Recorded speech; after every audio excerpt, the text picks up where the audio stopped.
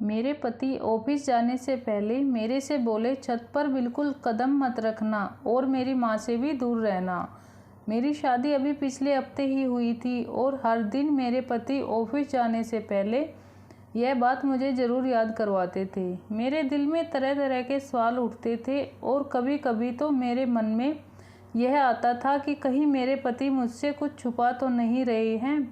मैं तो यह सोचकर चुप हो जाती थी कि अभी मेरी नई नई शादी हुई है, कहीं मैं पति से कुछ सवाल करूं तो वह गुस्सा या नाराज़ ना हो जाए। वे रोज़ मुझे यह बात याद कराकर ऑफिस चले जाते और मेरी नंद निशा स्कूल चली जाती।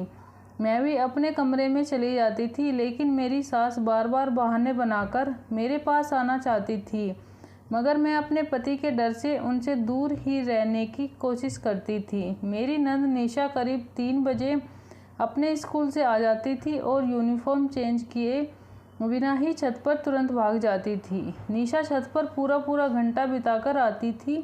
वह जैसे ही नीचे उतरती, मेरी सास उसको बातें सुनाना शुरू कर देती। दोनों में इतनी कहासुनी हो जाती कि ऐसा लगता कि मेरा घर कुरुक्षेत्र का मैदान बन गया है। पहले तो मुझे लगता था मेरी सास निशा के साथ इसलिए झगड़ा करती है क्योंकि वह स्कूल से वापस आने के बाद पढ़ाई लिखाई पर बिल्कुल ध्यान नहीं देती थी, मगर अब मुझे इस घर आए हुए 15 दिन हो गए थे। अब मुझे ऐसा लगता था कि मेरी सास निशा को छत पर जाने से रोकती थी, मगर निशा उनकी बात को बिल्कुल भी अनदेखा कर देती। फिर शाम के समय जब मेरे पति आते तो सीधे निशा के कमरे में चले जाते। ना जाने दोनों भाई बहन घंटे भर क्या मीटिंग करते रहते। निशा के कमरे से निकलकर वह सीधे छत पर चले जाते और वहाँ भी काफ़ी देर तक बैठे रहते। मैं कमरे में बैठी यह सब देखती रहती थी। आज रात को जब पति मेरे कमरे में आए तो मैं मुँह बनाकर बैठ गई। वह मुझे देखकर हंस पड़े और बोले, आज तो चांद रूठ गया है, आज तो उसे मनाना ही पड़ेगा। और वह यह बोलकर हंसने लगे। उनके हंसने से मेरा गुस्सा शांत हो गया, पर फिर भी मैं शिकवा किए बिना ना रह सकी। मैंने उनसे कहा कि आप मुझे घर वालों से घुलने मिलने क्यों नहीं देते और ना ही खुद मुझे वक्त देते। हर समय छत पर बैठे रहते हैं, ना जाने क्या राज छुपा कर रखा है मेरे से। मेरे इस बात पर दीपक एकदम से सीरियस हो गए। उनकी आंखों में गुस्सा देखकर मैं बिल्कुल डर गई। वह बिना कुछ कहे घर से बाहर चले गए। रात के खाने के लिए भी वापस नहीं लौटे तो मुझे चिंता होने लगी। इधर मेरी नंद निशा भी काफ़ी परेशान लग रही थी। वह बार बार यही बोल रही थी कि दीपक भाई कहाँ चले गए हैं। करीब रात के 11 बजे दीपक का कोई अता पता ही नहीं था। मैं मन ही मन में खुद को कोस रही थी कि ना जाने मेरी किस बात पर वह मुझसे इतना नाराज़ हो गए। निशा जैसे ही कमरे में गई, मेरी सास झट से उठकर मेरे पास आई और बोली, अभी तुम्हारी शादी को मुश्किल से 15 दिन ही हुए हैं और तुम्हारा पति गायब रहने लगा। उस पर कड़ी निगाह रखा करो। सास की बात सुनकर मेरे दिल में ढेरों सवाल आने लगे। तभी दीपक दरवाज़ा खोलकर घर में दाखिल हो गए। उन्होंने मुझे और अपनी माँ को करीब खड़े देख लिया था। दीपक कुछ भी बोले बिना ही मुझे कलाई से पकड़कर कमरे में ले गए। दीपक गुस्से से बोले, माँ तुम्हें क्या कह रही थी? मेरा तो दिल पहले ही कांप रहा था। उनके गुस्से भरी आवाज़ सुनकर तो मेरी आंखें भी गीली हो गई और मैं रोने लगी। मैं बोली, माँ जी कह रही थी कि दीपक का ख्याल रखा करो। मैंने जानबूझकर बात पलटकर बताई, क्योंकि उनकी तो अपनी माँ से पहले ही नहीं बनती थी। ना जाने इसकी वजह क्या थी। दीपक को मेरा जवाब सुनकर कुछ तसल्ली हुई। उसके बाद दीपक बहुत ही आहिस्ता से बोले, देखो बात यह है कि मैं छत पर अलग अलग तरह के छोटी छोटी गोरियां पाल रखी है। इस मौसम में वे अंडों पर बैठकर बच्चों को बाहर निकालती हैं। इस तरह उनकी नस्ल बढ़ जाती है। लेकिन अगर वह चिड़िया किसी अजनबी आदमी को अपने पिंजरे के पास देख ले तो उनको खतरा महसूस होता है। फिर वह अंडों से बच्चों को बाहर नहीं निकालती, वह अपने अंडे खुद ही तोड़ देती है। तुम अभी उनके लिए अजनबी हो, इसलिए मना करता हूँ। दीपक की बातें सुनकर मेरा दिल हल्का हो गया था। मैं बोली, परिंदे तो मुझे भी बहुत पसंद है, मैं भी आपकी छोटी छोटी चिड़ियाओं का ख्याल रखूँगी। निशा भी तो उनका ख्याल रखती है ना। दीपक हंसकर बोले, मेरी चिड़िया निशा को जानती हैं, उसके लिए उनको उससे खतरा महसूस नहीं होता। मैंने तो निशा की ड्यूटी लगा रखी है उनकी देखभाल के लिए। मैं उनकी सारी बातें समझ गई थी। फिर मैं बोली, आप मुझे माँ जी के पास बैठने से क्यों मना करते हैं?